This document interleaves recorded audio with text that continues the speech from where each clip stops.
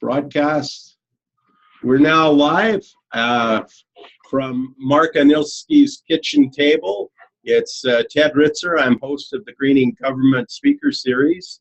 This speaker series is a collaboration between the Municipal Climate Change Action Center and also the newly created Alberta Climate Change Office, as well as my department, Alberta Environment and Parks. And we're really kind of fortunate. I've been kind of amazed the kind of caliber of speakers that we've been able to get within the Greening Government Speaker Series, particularly when we're not paying them a nickel. They're all doing this through generous hearts and minds, contributing their expertise. And today we're joined by Mark Anielski and Robert McGarvey from Mark Anielski's kitchen table. I quipped before we started that these guys are establishing our new kitchen table broadcast model. And just to give a bit of background on both Mark and Robert, Mark has been a resource economist within Alberta, did some fantastic research on behalf of the Alberta government for about a decade, and I think that research was used to good effect with his book, The Economics of Happiness. Mark has consulted to governments, including the government of China, government of Bhutan. Robert and Mark have worked on genuine wealth indicators. And Robert McGarvey himself is the author of a new book called Futuronomics. Did I get that title right, Robert? Right, yeah. And I did read it. I can't say I understood it all, but I understood Mark's a little easier. Yours was a little bit more out of my intellect. But I think what we're faced with here today is an opportunity for you guys to help us on the topic of how does Alberta go about growing its green economy. The two founding goals of the speaker series are, one, through governments within Alberta, doesn't matter what level of government, how can we both reduce our carbon footprint through government operations, but also help grow a green economy. So with that, I will turn it over to our wonderful speakers here, Mark Anielski and Robert McGarvey. Fantastic. So I'm just going to introduce we're going to have two parts of this conversation. Robert and I are going to have a dialogue. The first part is basically about Alberta's economic opportunities and the assets of this province. And the second piece is about the potential for the Alberta Treasury Branch and our other institution, AIMCO, to be a key driver of this new economic paradigm. And so we want to talk about both of those issues. We're familiar with both subjects. And so the first subject is really the issue that, having worked in the Alberta government and worked with the public sector, the fact that our provinces and our municipal governments don't have proper balance sheets, and I may sound very esoteric, but that's really important because what we don't have is a proper appreciation of the total suite of assets this province has. Particularly our natural capital assets, including our oil and gas, worth about 8.2 trillion in the ground right now. And things like our carbon liability. I just estimated our carbon liabilities is about $13 billion if you price it at $50 a ton. And so, of course, we're going to edge our carbon tax period. So these are some of the assets and liabilities I think need to be on a proper balance sheet. And then we can look at that balance sheet and say, well, how are we going to invest in those opportunities? Energy efficiency, renewable energy transition. Even as oil is in the toilet, I think there's amazing opportunities. There's low-hanging fruit, and Robert's expertise is in something called intangible assets. Things like relationships and trusts and patents and ideas, which of course are enormous, but don't get a proper accounting in our provincial accounts. Yeah, and I think it's really important, Mark. Thank you, by the way. The whole issue of the green economy, I think, is central to almost everyone's thinking these days. There isn't an industry or an economist out there who doesn't appreciate that something is changing. And I think what what Mark and I have been working on and diligently looking at is the very foundations of an economy and how those foundations change over time. You're right about Futuronomics. It does deal with the history of capitalism. And there are people who understand that history, but most economists don't. Economics is focused on exchange, not on assets. And so I think the contribution that we can make to change is to put it in some historical context. Change does happen in capitalism all the time. I liken it to phase changes talk about ice to water to steam. You know, the underlying energy of a system that begins with ice is changing all the time as the temperature rises. But it keeps its physical form of ice until it reaches a critical mass of energy and then changes to water. And then the same happens at the steam threshold. And economies change, and they're very much the same. We are in the end stages of an industrial economy. And yes, things are changing beneath the surface all the time. And it's obvious to just about anyone that intangible assets are now driving more than factories and machinery and equipment. But our system change will not occur until we've reached a critical mass. And so when I look at how can we encourage the development of a green economy, which is really the post-industrial economy, we can continue to build awareness that these economic underlying changes will impact our institutions. And banking will change, government policy making will change, the whole role of accountants and all of the financial reporting that goes on, and actually the structure of business will change enormously as we adapt to intangible assets. So the principal, I think, contribution that we make is that is a normal process. That's not abnormal. If you're sitting there as a government policy economist or a banker, you may be saying, well, it ain't broke, don't fix it. What's wrong? What's new about this new economy? And I think that's something that is of both critical importance and something that we're all going to hope to talk about a little bit more today.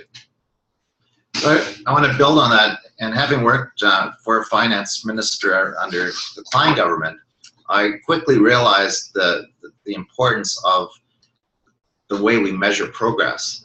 Typically, economists measure progress by a rise in the gross domestic product, but that measure is not a measure of well-being or welfare. It's simply a measure of how much money is changing hands. So we'll expect GDP in Fort McMurray to rise as all the rebuilding takes place, but there was no adjustment in our provincial accounts for some of these regrettable, what we might call regrettable costs or depreciation costs in the environment or society. And so what we've been arguing for is a different kind of budgeting that makes well-being the ultimate bottom line, not only profitability or GDP. Sure, employment and unemployment are important indicators to follow, and unemployment is a real killer of happiness, believe me. But the opportunities to redefine progress and to chart a new course for governments across this country to actually institutionalize what I call well-being-based budgeting is a very exciting opportunity that I think we could pioneer, and that's a good probably segue too to reflecting on Alberta's amazing history. We're a can-do entrepreneurial province. In 1935, when Aberhart was premier, we were bankrupt, and Aberhart reached out to a guy in England, brought him here, and said, let's look at what's possible. We're bankrupt. Hey, maybe we can create our own money.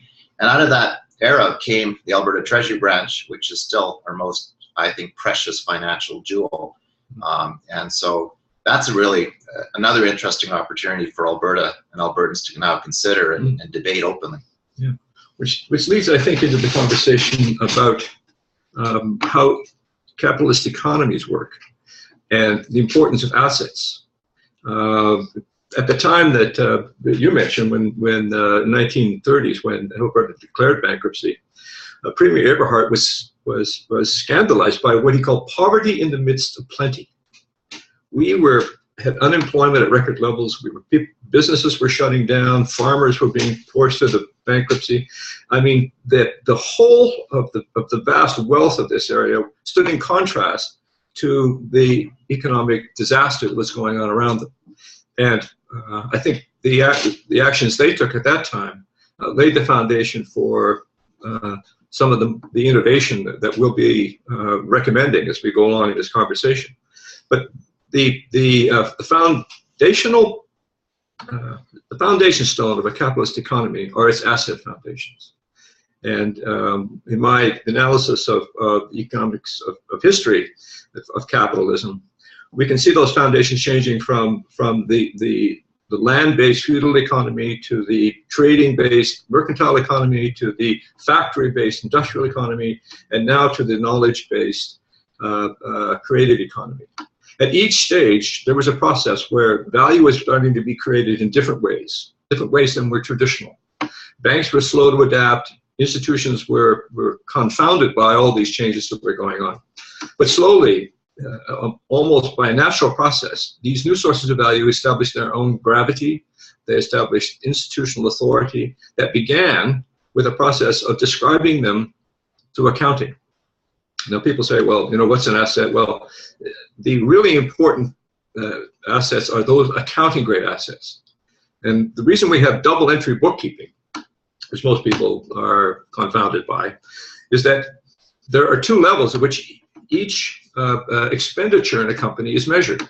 One is what they call the flow side. So we have money coming in, revenues coming in, we're spending, we have expenses, and then we have money going out in profits. And at that level, what we call the flow side level, that's the first entry in double entry. The second entry is what was that expenditure for? Was that expenditure for consumption, or did it build something down here that we can own and from which we can achieve future economic benefit from? In other words, did it build an asset? And as we accumulate those costs on our balance sheet, we strengthen ourselves financially. Banks will recognize those balance sheets, and investors will take security in those assets, and the whole of the capital system opens up to you if you have strengthening balance sheets. And so each stage historically, when the economy has changed, those new assets were invisible, undocumented, and therefore invisible, and therefore these changes were more slowly adapted to than otherwise. Today we have tremendous technology assets, tremendous invention.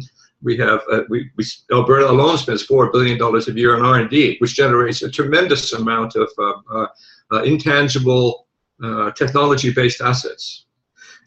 Those are all undocumented. In the United States alone, there's $4 trillion worth of undocumented intangible assets that if you simply recognize them, accounted for their costs through double entry bookkeeping, would strengthen the balance sheets of companies up and down the country. So the historical context is really important here in that it gives you permission to think differently. And I think if you're a banker or if you're a government policymaker and you're looking at the future of Alberta and you want to hasten this transition to a post-industrial economy, that's where you start. You start by identifying the value that we're generating today. You start to treat it formally from an accounting perspective, and you open capital channels to it that allow it to flourish. So that's where Mark comes in. I think that his work on the full kaleidoscope of wealth has been very important in this discussion. So I guess our point that Robert and I are making is what we're proposing isn't actually revolutionary. It's very conventional. It goes back to 500 years of accounting, which sprung out of Venice in the late 15th century, when Leonardo da Vinci and Luca Pacioli designed a double entry bookkeeping system. And Luca said the whole basis of management is knowing what you have, taking inventory, taking stock, counting your blessings. And the valuation of that in monetary terms was secondary to the physical inventory. So what we're saying is adopting those very principles that these two amazing men contributed, we still use today and accounts still to use today, can be modernized in the sense of we're going to take an inventory, the true wealth of this province. Now, the interesting part that I learned is the word wealth means the conditions of well-being. I'll repeat that. Wealth means the conditions of well-being, which is a close cousin of the word health. To me, that changes everything. What are the conditions of our assets and the well-being of this province? Now, the other cool thing is that money is a derivative of assets. Banks lend against assets to create credit. What most people don't realize is that 98% of our money is currently created by private banks when they issue loans. Even Mark Carney, who's from Edmonton, now the Bank of England governor, has admitted to the British Parliament that, yes, Martha, it's true. Private banks create the majority of the money, not the Bank of Canada or the Bank of England. What does that mean? That means that all the banks in our country are creating all of the liquidity necessary for life, including things like mortgages, which I remind people means a death pledge in French. And so that leads then to the natural question, how is it that ATB Financial, which is a branch of the Treasury of Alberta, backed 100% by our assets, which is 43 billion now in assets, and AIMCO with 93 billion, isn't the most important crown jewel in this country? We're talking about a size, half the size of the Canadian pension plan, with now the capacity, as I just told you, to create as much credit as we need to finance. There's no reason, in my mind, we should be running a $10 billion deficit. No reason at all. And Aberhart understood this. So these are the things that, we're now edging on perhaps revolution, but if I were the finance minister and I was the head of ATB, I'd be sitting down thinking, there are some really creative ways of investing in the new green energy future of this province. And I think that brings us back to the whole question of institutional change and what needs to change, I think, in order to kickstart the green economy. And one of the key issues we've discussed is recognizing that value is being generated in new ways today, and those ways are much cleaner and greener than the old industrial machines that they're replacing. And secondly, that the assets that underpin those are undocumented and should be recognized. But you raised a very important point, Mark, that money is a derivative of the wealth that resides in our assets. When you go and get a loan, a mortgage for your house, new money is created to finance that based upon the inherent value in your house. You go get a car loan, you do the same thing. That you can walk out of a car showroom today in 30 minutes with a brand new car. That because the security for the loan is in the asset. In one case, it's the house. In the other case, it's the automobile. And so the understanding of what our assets are as a province, and how those assets could be leveraged, just the way a house is leveraged, just the way a car is leveraged, to create the credit resources we need to do such things as affordable housing. There's no way that taxpayers' money should be spent on affordable housing when that is a conventional asset that is being constructed for social purposes and can be financed by a publicly owned bank. Again, by leveraging the asset that's being constructed. There are a host of opportunities to look at what we call the growth of human and social capital, which are presently undocumented in our society. The whole educational system is a giant human capital machine. Without it, we really would be poor. And so, do we document those human capital assets? Do we understand how they contribute to our well-being? Do we have any method of leveraging those assets? Because they do have monetary consequences. As people gain more and more education, they become more and more of a consuming force in our society. They generate the need for more capital and more money. So I think there's the whole question of how we can begin to meet the challenges of our present circumstances. Begin with understanding that the economy changed, there's new assets out there, and we're very fortunate in Alberta to have a publicly owned bank. This bank literally started out as a branch of the Treasury Department. And people don't understand how important it is. When the first concept of social credit began to emerge, we now think of social credit as a kind of conservative idea. It was incredibly radical in its time, and it was designed to take control of our own credit so that we could support farmers, that we could support small businesses in ways where the traditional Eastern banks were not.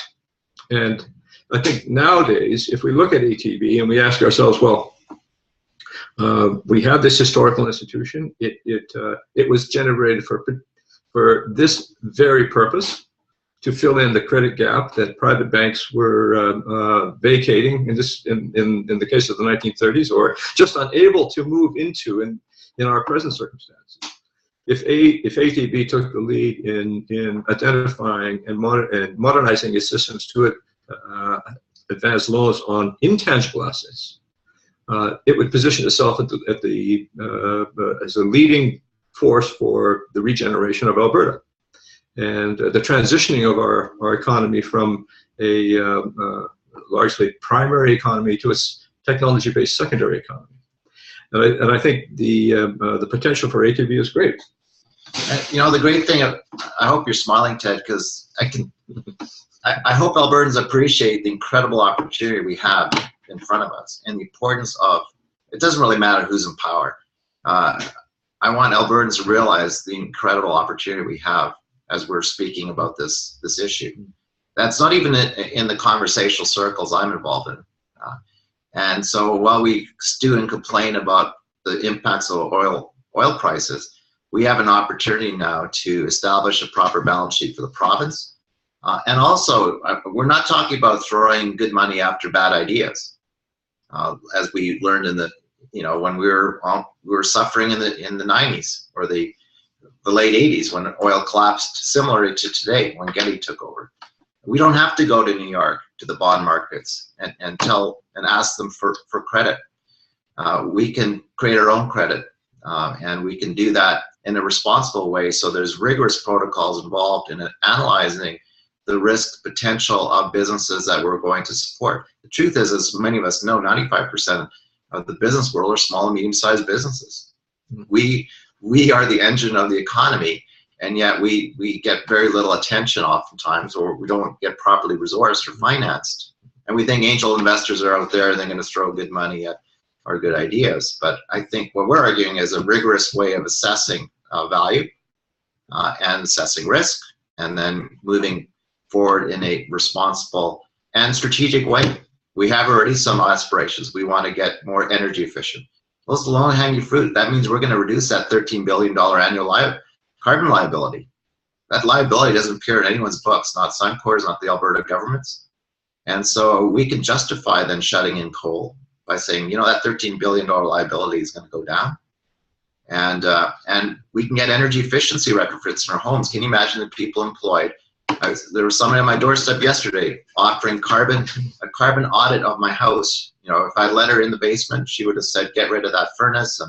And so I'm thinking, heck, that's a great business, right? And where's the financing going to come for it? For that choice that I would make as a homeowner. But the point is, opportunities galore. And so there's no need to think about running deficits. So I think that's an important message to Albertans. As Robert points out, the ATB is a public bank, the largest public bank in North America, larger than the bank in North Dakota that some people point to. And we have an amazing number of Albertans who hold accounts for deposits. I'm not saying everyone should move their money to the ATB, but why wouldn't you? It's our bank. Well, I guess I'll interject with a question of you guys, and maybe you can help everyone understand the financial crisis that took place in the U.S. in approximately 2008, where basically the private banks failed. And my understanding is the U.S. government stepped in with several, trillions of dollars to essentially bail out Wall Street. And a lot of Americans lost their houses. So how does the U.S. banking system, in contrast to what I think you guys are saying is a strategic opportunity for Alberta to consider right now with North America's largest public bank? Well, it's really important to realize that as we talked about assets and leverage, that some people have access to more leverage than others. And if you're a family that's renting and has no assets, it's very difficult for you to raise any capital to do something, send your kids to school or what have you. If you have a home or stock portfolio or some other kinds of assets, you can leverage those assets to pay medical bills, to send your children to school, to start new businesses. But there's a portion of our economy that has access to what we call compound leverage. And fractional reserve is one of those areas of the economy where a bank, for instance, one of the great myths in banking is that in the capitalism is that banks lend depositors money to borrowers, and they make money by charging higher interest than they're paying to the borrowers to use their money. The reality is that banks have deposits, they do make loans, but no depositor's money is ever compromised. No deposit account that you own or I own is ever compromised to lend to anyone else. What happens is the deposits and other equity in a bank create a capital base for the bank. And that capital base for the bank then creates a phantom or derivative credit facility. So if I have $1 million in equity in a bank, I can create somewhere between $20 and $30 million worth of potential credit. Now, when somebody walks in with a business opportunity and I access that credit, I'm creating money that did not exist.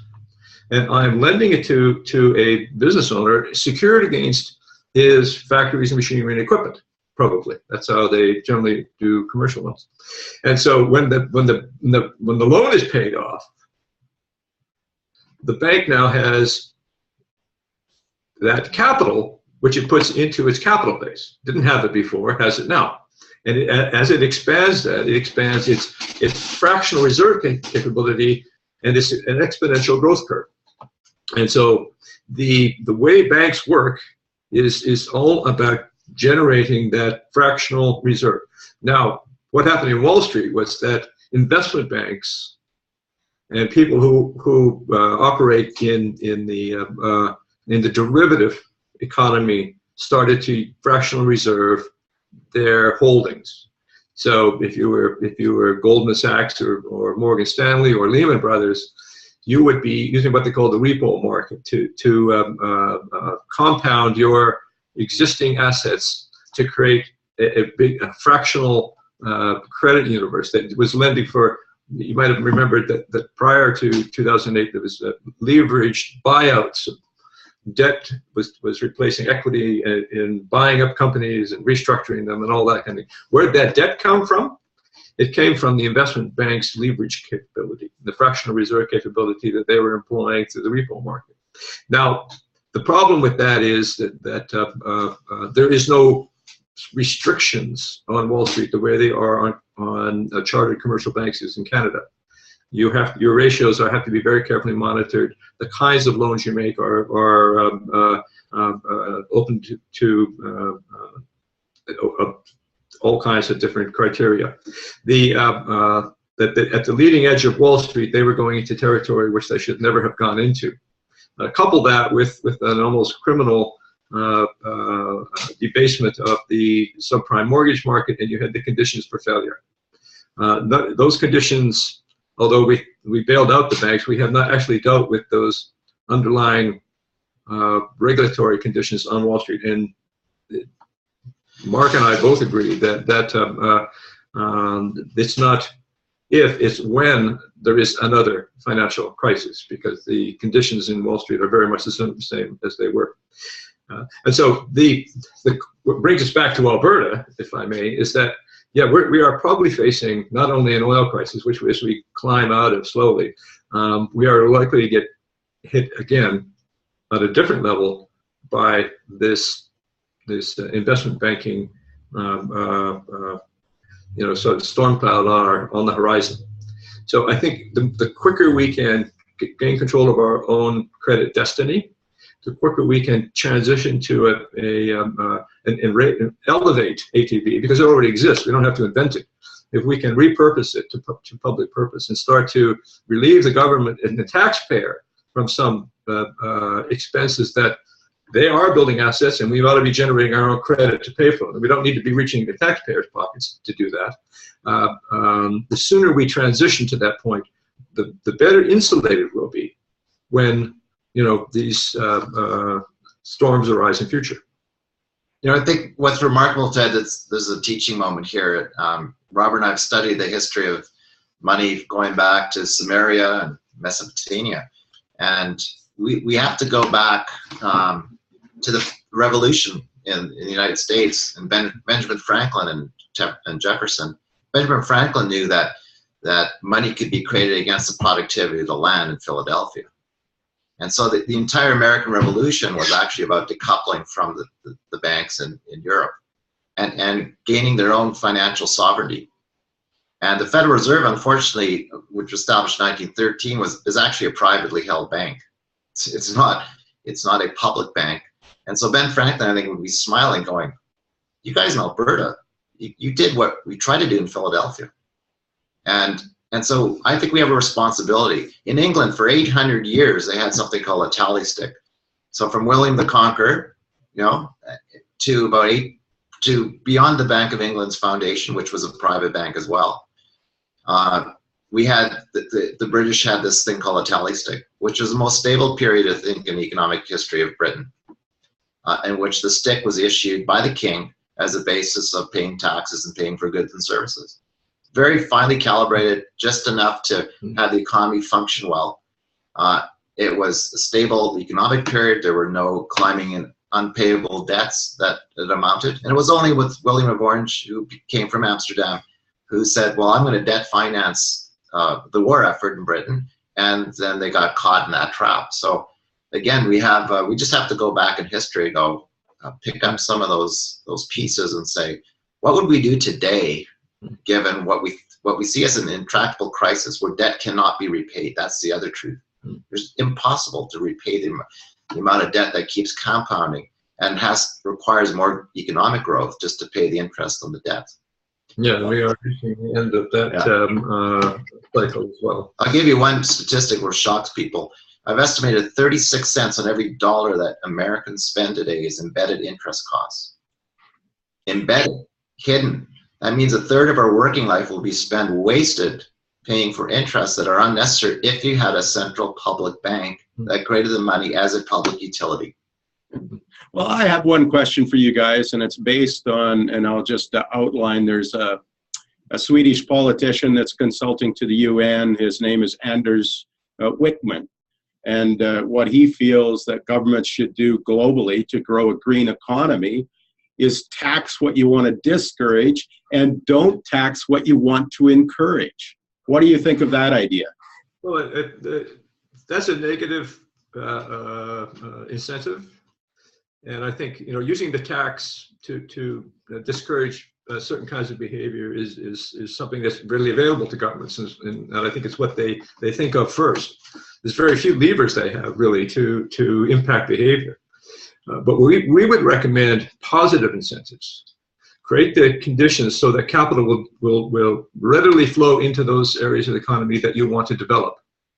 And to me, if we started to identify the green technology assets and we used our bank to capitalize those companies and to drive them to successful businesses that create economies of scale and then transition the economy through that vehicle, I think we would both create the new economy. It's less politically risky, let me put it that way, than starting to throw taxes around. And it's a positive incentive. And I think the tools, the government doesn't understand that it has the tools. It is, this is one thing that Abraham Lincoln discovered when he was fighting the Civil War in the United States, that as soon as the war broke out, of course, he had faced with a massive fiscal deficit, and yet he had to fight one of the greatest wars ever fought. How do you finance that? So he went to New York, and the banks there said, "Fine, we'll lend you all the money you want." 60%. Yeah. So he went back to Washington, and he asked the obvious question. You know, if we don't, well, how are we going to finance this? Well, we'll go broke if we borrow the money. Then he did some digging, and he realized that it is the right and authority of government to create money. So he went to his Treasury Secretary Chase, and he said, "You know, Treasury Secretary Chase, I want you to institute a new policy. We're going to create a new greenback dollar. That dollar is going to be generated in the Treasury, and it's going to pay for the soldiers in the field." Well, I got to say that this is going right back to Aberhart and the Alberta buck, or whatever it was called. Yeah. You know, so I mean, it sounds radical and revolutionary, but you say Abraham Lincoln and then Aberhart and, you know, how many others. So what else do you guys recommend for governments in Alberta to consider to help grow the Alberta green economy? Go through what Aberhart did and invent a new currency. You don't need to invent a new currency when we have a perfectly good Canadian dollar. Get a bulletproof vest. You're going to take some heat. But yeah, I think you understand what's changing in the economy and how, if we can accelerate that transition, the green economy will be a consequence of that. We're at that water to steam threshold in our economic life, and we're starting to bubble a little bit on the surface of the water. And as the energy, if we can increase the energy, we'll transition to this new phase of our economic existence more rapidly. And I think that's gonna solve a lot of our problems around carbon, because the carbon economy is the industrial economy. And the sooner we can transition out of that, the more completely we'll eliminate that as a problem. Oh, that's excellent, you guys. Are we at a stage now within your presentation to open it up to the folks for questions? Absolutely. Sure. So just for our webinar participants, there is an online Q&A function, and all you have to do is kind of hover it and click on the Q&A function. And so we're now open for questions. If there's anybody who wants to ask Mark or Robert any questions on what they've just presented.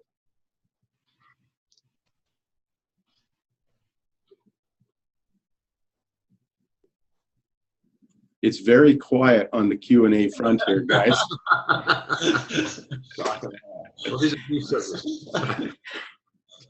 So maybe we'll continue this conversation on, you know, this whole thing of. So let's. No, here we go. Okay, here's one here. What could be done to make it easier for ATB to support green business? Well, that's an interesting question. I think that is the core of it.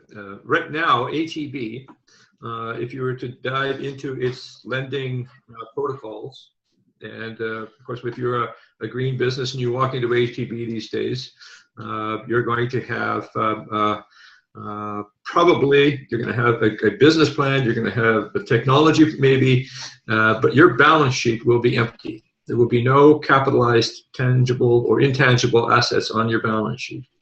And so when the bankers look at your, even ATB looks at it, they say, well, there's nothing we can take as security for the principal of our loan. So then we can really only loan and lend money to you if you have sufficient revenues and earnings to support both the principal of the loan and the interest. So it's very difficult for a new technology company, a green technology company, to talk to a banker unless they're at that stage where they don't need a banker.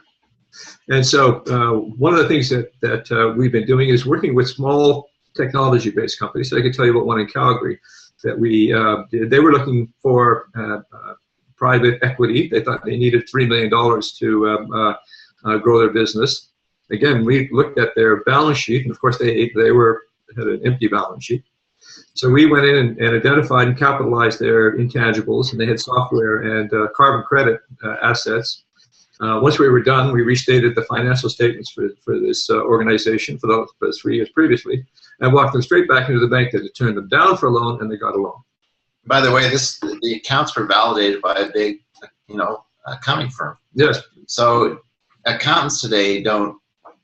I was brought up, I was trained in accounting, articled with Coopers and Lybrand, and none of the things we're talking about did I understand at the time. Things like goodwill, an intangible asset, yet you can't say that goodwill is only 10% of your balance sheet, because business today is about relationships and trust. Yeah. And so I don't care whether you're trading carbon or you're a farmer, you're Ducks Unlimited. These assets need to be properly accounted for and posted. Not necessarily in the audited financial statements, but certainly in the management accounts of companies. And then you can take it to the bank, and the bank will say, oh, yes, we do recognize the value, and this is actually in line with general accepted accounting principles. So this is what ATB could do, right? Well, okay, and on that note, here's the question number 2. We have R&D firms that invest in new clean tech. Are you saying ATB could help with Alberta Innovates and the ERA, previously Climate Change Emissions Management Corporation, on technologies that are ready to move to commercialization? Absolutely, absolutely. And I think there's really 2 things that need to change before that's going to be the standard operating procedure. One, I think the R&D companies that either inside the institutions, university, or the companies that are formed subsequently have to realize that the research is one thing. The development costs associated with technology and the ultimate products that are produced are not only a technology, they're an asset.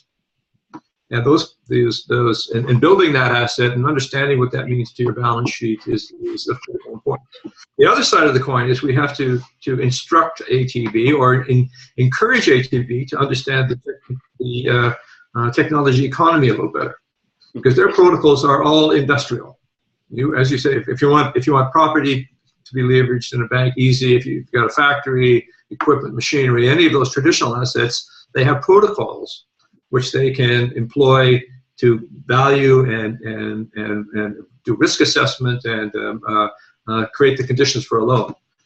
But we really need ATB to start looking into the new economy and understanding that it's underpinned by intangibles, and start to build some protocols around those new assets, so that when a technology company walks in with an intangible, they have the matching protocols that will open the lending door. And here's another remarkable aha that people maybe don't appreciate. A public bank or a credit union actually has a potentially competitive advantage over conventional private banks. Why? Because we don't have the primacy of shareholder expectation. We simply have to recover our operating costs. In other words, you can, in theory, charge no interest at all on loans, but you need to recover your operating costs. Now, there is a bank in Sweden that operates this way. And I studied that bank, went to Stockholm. I showed it to the CFO of Van City, and they were interested. But the point is, here we have service, we have ATB, we have a credit union and our own public bank, and we could actually provide low to zero interest loans for some of these key strategic investments you're talking about. Okay, well, question number 3, and I think this is the core question that's being asked, is how can we incentivize renewable electricity production? Well, that's a very interesting question, because I think right now there is a strong bias towards the big battalions, the generation of on a massive scale, involving massive transport infrastructure and distribution infrastructure, and because of the huge capital costs that the society has borne in building this infrastructure, we give a priority to that electricity in the grid, and we can accept alternative sources in the grid, but only where there is a deficit that we can fill. But we give the priority to the traditional.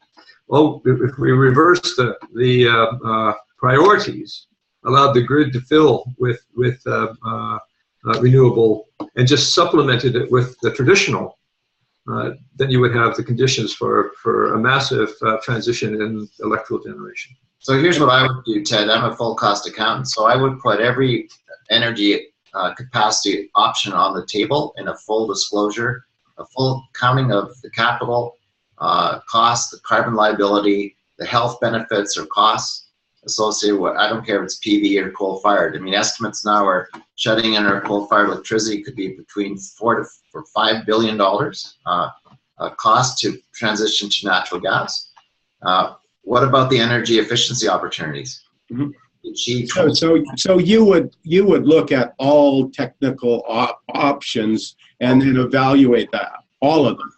Full cost accounting. Full depreciation on the coal facility. No one should suffer here. I'm not saying that the coal, electricity companies should suffer, but there should be a transition strategy that says, if we increase our photovoltaic capacity, which you may know is less than 0.5% of electrical capacity today, then if we increase it to Germany's, what kind of capitalization would be necessary? And is the return period going to be 15 years on my house, or is it going to be 9 years or 10 years? Because if it's 10 years, it's more attractive. And then I can actually turn my own business into a public utility for my house. Think about that. I don't need NMAX. Mm-hmm. Right? Well, here's the next question. With the extremely short time frame we have to address climate change, do you think positive incentives without negative incentives, in brackets carbon tax, can change behavior fast enough to lower emissions, etc.? I can tell you this, Ted. If I had a $10,000 interest-free line of credit from ATB right now to put a solar array on my roof to cover half the current consumption, I know who to call right now. Randall, come over, do an estimate. Will you install next week? It's done. Reverse metering, it's done. Money will move, but every neighbor, I don't know if you've been to Germany, Austria, where my cousins are from, every third house has solar panels on the roof. And I'm not saying we should follow Germany's path, but how did they accelerate so quickly in 10 years? Mm-hmm. And we have more sunshine hours in Hamburg. Like, come on. So we can incentivize this through the traditional financial tools. We don't have to use a carbon tax to a sin tax, a negative tax to move behavior. Mm-hmm. So next question here, you mentioned economies of scale. How do small and medium businesses generate enough scale to be both profitable and competitive? Well, I think economies and businesses are like athletes. They need the oxygen in order to reach their full potential. It's lack of capital and the length of time it takes to acquire capital, and the strings that come attached with capital today for a technology company would make it almost impossible to develop in Canada. Most technologies today limp along. Maybe they go to BDC, or they gain a little bit of a proof in the marketplace, and then they're sold to the U.S. And it comes down to our capital structure. If we could fully oxygenate the environment for them and treat them like the athletes they are, and give them create the biosphere, which creates all the additional resources they need, including marketing and branding and the commercial expertise necessary to take them to market, then you're going to see some remarkable accomplishments here.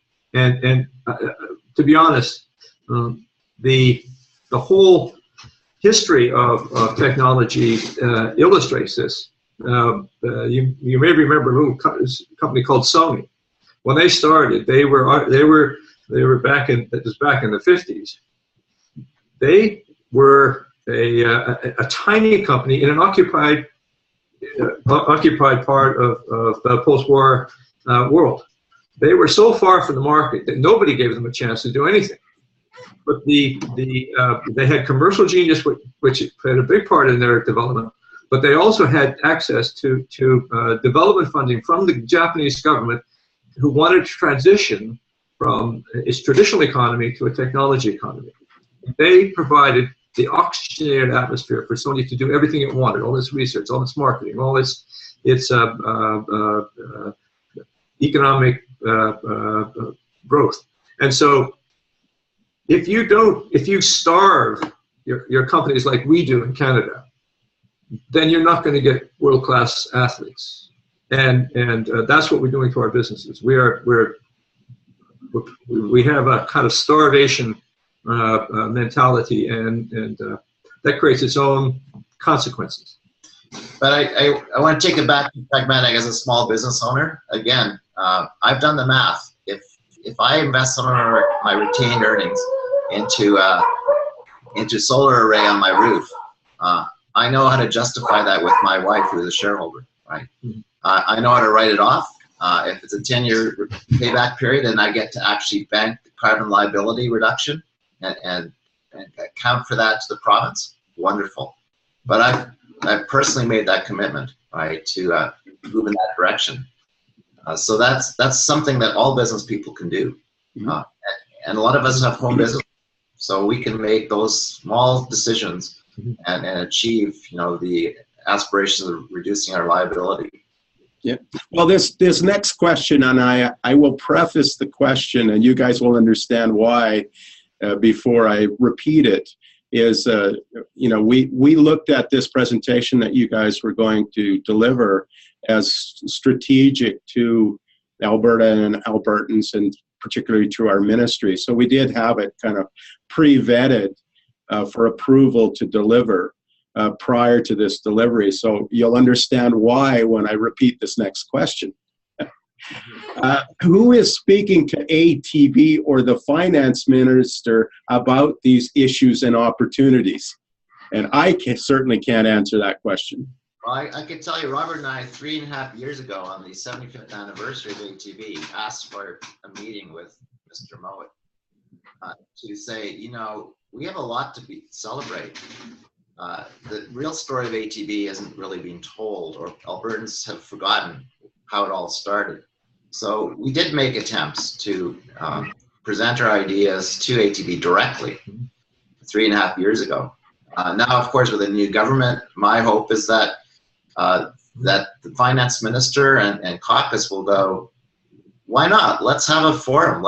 I'm not saying let's listen to Robert and Mark. Maybe some people think we're out, way out in left field, but let's have a forum. Let's have a discussion about, some people are talking about a green public bank. So why start a new bank? We have ATB. Why don't we have an open forum across the province to say, what could we do differently? Yeah, I think the part of the answer is need. And when we were talking 3 years ago, the Alberta economy was booming. And it was that the future of the Alberta economy was very clear. It was going to be energy and carbon development. We were not that we weren't heard. It's that the momentum of the economy was very clear. Today, I think there is a greater willingness to look at alternative solutions, and I think given the work we've done in terms of understanding how the economy is changing, how that is impacting Alberta, is very, very relevant to the government. It's relevant to the ministries. It's relevant to all of the major institutions in our economy. And for the very first time in a long time, I think they are open to new ideas. Mm-hmm. And believe me, Ted, this was, so we were aspiring to this conversation when Prentice was in power. And so we're apolitical in that sense. We think that this is just an enlightened wisdom government. I don't care who the premier is or the finance minister, but the opportunities here are just golden for anybody who's in power. Well, and like you have made the point, this is a strategic asset that's exceptional within North America. Yes. No other jurisdictions have this tool in the toolkit. That's right. That's right. Yeah. So I guess what I would do now is give you guys a couple of minutes to close off with any parting comments. I don't see any more questions. So what would those parting thoughts be from both you guys? One of the questions that Robert and I played with is, pretend that Robert is the finance minister and he's also, or he's the head of ATB. Robert, what would you do next week, given the conversation we've just had, if you're the finance minister of this province? Well, I think what I would do if I was in the position of the finance minister would be to start to be a little more bold about the future. I think there's a tendency of governments to want to keep a steady hand on the tiller and be seen to be prudent managers of the economy. And I think that's in a transition economy, that's a very risky position. That's the highest risk position, to be honest, because the future is different than the past. And I think understanding the future, understanding where value is being created in our economy today, and starting to look at how the government can play a role of catalyst in connecting capital to those sectors of the economy that are our future, is where a finance minister in particular is going to get his revenues for the government. So I think that's where I would go. If I was the head of ATB, I would sit down with the government and talk about how we could utilize this public utility for the public good. There are enormous numbers of opportunities where assets are being generated, and we talked a little earlier about affordable housing. There's no reason we should be putting taxpayers' money into affordable housing when that is a traditional construction loan. If the ATB were instructed to deal with the special circumstances of affordable housing and advance those loans with special conditions, because there is a social asset being created there that is both political and economic in nature, then I think if I was the head of ATB, I would be having those conversations with the government to find out how I can utilize this public utility to the greatest public good. And if I were to grab the mic now, I would say that if I was the finance minister, I'd be asking my advisors to provide a preliminary assessment of the assets of this province. Now let's get a balance sheet. A balance sheet, a proper physical inventory of all our assets, and evaluation. And we could have that confirmed by Deloitte or PwC or Mark, if you like. And I would ask the same of ATB. ATB should know who are the small businesses in this province. What is their financial fitness, resilience, right? What are those unvalued assets that aren't showing up in their business plans that could be?